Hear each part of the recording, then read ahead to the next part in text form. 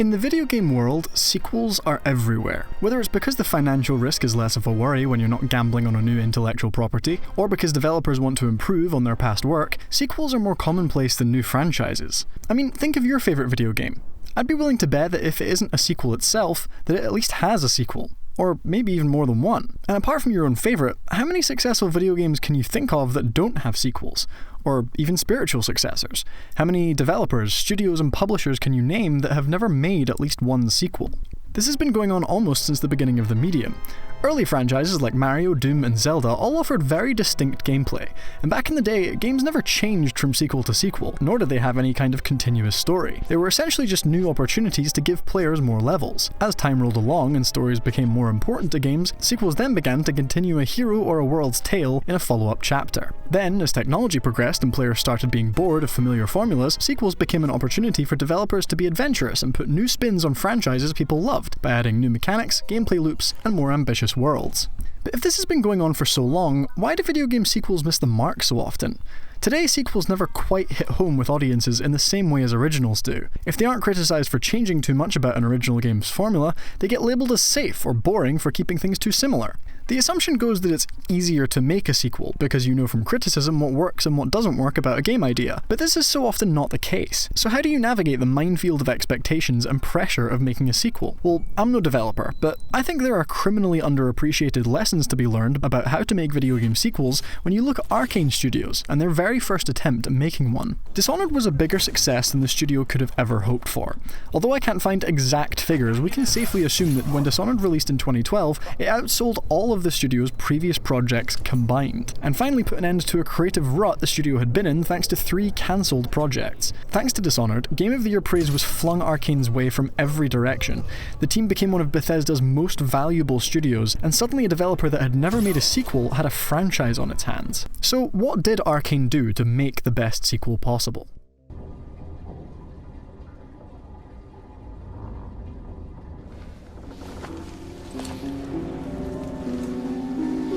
Something's not right, but it seems familiar somehow. I remember this endless cold.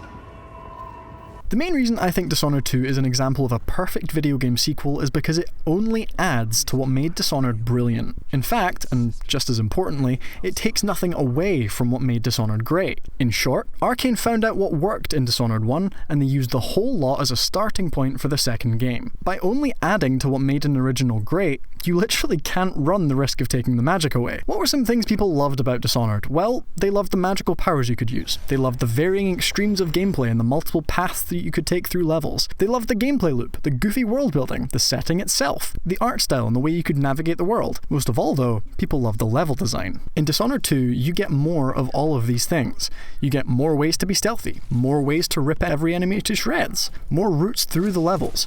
You don't get any fewer of these things, you just get more. As an in-depth example here, let's look at level design. Dishonored's famous blink ability taught players that looking for verticality can make stealth much easier. But as the always entertaining purposeless rabbit holes brought up in his video about Dishonored 2, if you load up any save from the game and look up, chances are you'll instantly be able to blink up to another floor. This verticality shouldn't go understated. It's a massive deal because it shows us just how Arcane amplified Dishonored's level design. There aren't just 5 or more branching paths through one level anymore.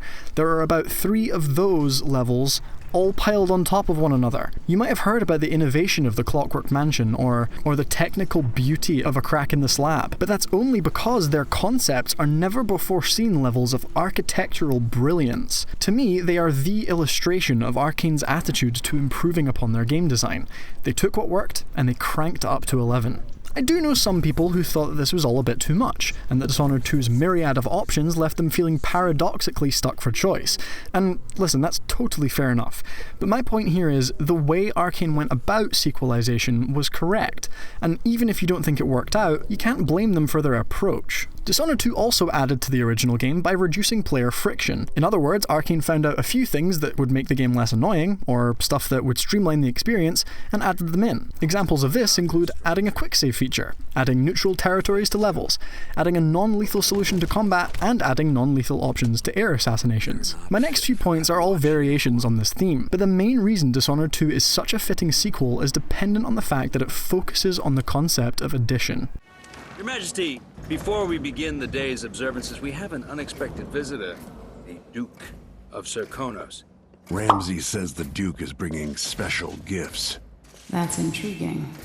Alright, so by only adding to what worked, you take care of anyone who wants to criticize the sequel for being too similar to the original. But what about the equally annoying people who say that the sequel is too different? Dishonored 2 is set 15 years after the events of Dishonored 1. The sequel allows you to play as Emily, the young empress you spent most of your time in the first game trying to save. Emily offers something new to Dishonored gameplay. Her available powers are different, but can pretty much be used for the same reasons as Corvo's powers were. Far Reach is Emily's version of Blink. Domino allows you to take out multiple enemies at once, just like Bend Time does. Shadow Walk allows you to pass by unnoticed and navigate wall cavities just like Possession. And Mesmerize and Doppelganger allow for the same creativity as Wind Blast and Deadly Swarm. But if these powers are too much for die-hard fans, Dishonored 2 allows you to choose to play as Corvo, the hero of the first game, and treat the sequel as a direct continuation. If you decide to play as the now fully voiced Corvo, you get access to all of his original powers, but with additional and optional ways to improve and upgrade them. Then, if you play New Game Plus, you get the opportunity to mix and match all of these powers and use them together. By adding this choice to the beginning of the game, you don't just checkmate some critics, you also add even more replayability to a game that can already be replayed a million times in a million different ways. You can feel her power, can't you? By the stars. This is more exciting than any orgy I've ever attended. I don't know what it is, but way too many games are afraid to provide fans with callbacks and Easter eggs to what they loved about a first game.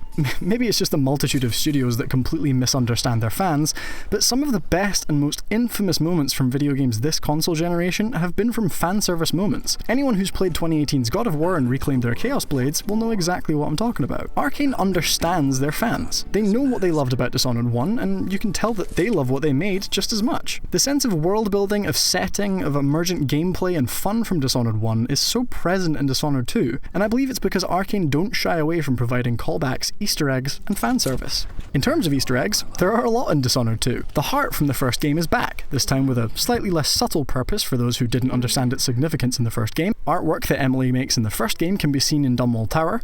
You can rob Galvani's safe, because he's a sorry son of a bitch who should really hide his safe combinations better. Granny Rags' hand appears if you choose to kill one of the targets who fulfills an oddly similar purpose in Karnaca that her rival Slackjaw did in Dunwall. Hell, the game even repeats one of Dishonored 1's best levels and allows you to explore a witch-infested Dunwall Tower. I really like this because when you go back to Dunwall Tower in the first game, the mission's called Return to Dunwall Tower, but in this game you're returning to Dunwall Tower and you're re-returning to Dunwall Tower. You might think that these tiny things are unnoticeable details that don't make a difference, but I'm a massive fan of Dishonored, its world and its characters.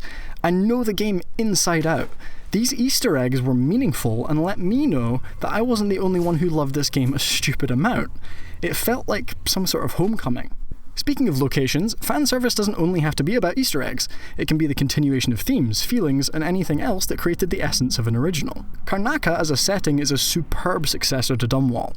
It feels like the Mediterranean holiday destination to Dunwall's bureaucratic, smoggy capital city. But the sense of continuity with how both cities function is expertly handled. For example, the citywide speaker system that's used to make announcements, the nail-biting tensions between factions in the city, the deadly plague that's allowing the rich to get rid of some of the downtrodden and less fortunate in society. They're all there. And again, they add to this feeling that the player is coming home to an empire they loved to explore and learn about. Moreover, for me, Dishonored was always a game that was somehow good almost in spite of its flaws. Its kooky, quirky voice acting and weird enemy AI was so odd, but it never seemed cheap or broken to me, just part of the surreal in-game world. Changing this in a sequel then would ultimately change Dishonored, and that would have been a cardinal sin for the sequel to have committed. You can tell Arcane loved the guards and their limited voice lines. You can tell they wanted to improve on what they'd made, but supply comical callbacks to the entertaining guards in the original. You might not know this, but in trophy descriptions, Dishonored's NPCs are all listed as characters. And fittingly, this is exactly the point I'm trying to make. Dishonored 2 encapsulates the entire character of what makes Dishonored one of my favourite games of all time.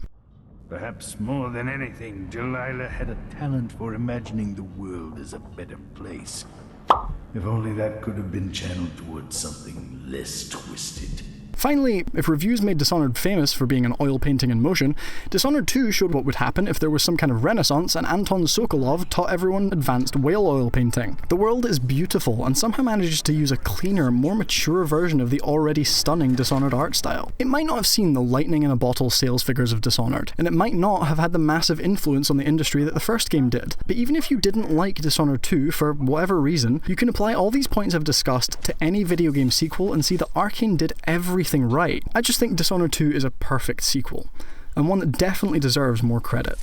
Thank you so much for watching! I hope you enjoyed me talking about one of my favourite games from this console generation. It's actually Arkane's 20th anniversary this month, so I thought it would be a nice time to talk about why I love their work so much. If you haven't already, please do hit that subscribe button and click on the bell icon so you get notified whenever we upload a video. We actually just hit 500 subscribers, which is unreal because that was our year-end goal for 2020. But we've already smashed that, all thanks to your support, so thank you so much. If you're a new subscriber, you should check out our monthly podcast called Podcoping, because each and every episode ends with us shouting out a random subscriber from here on our YouTube. Head on over and listen now, because you might have already received your shout out. If you want to see absolutely everything we do here at Gamecoping Corp, please take a look at our brand new website, gamecoping.com. It collates everything we do, from articles to videos to news and podcasts. Thanks again so much for watching this. Feel free to check out more videos you'll be seeing on your screen, but for now, I'll say stay healthy and tune in next time.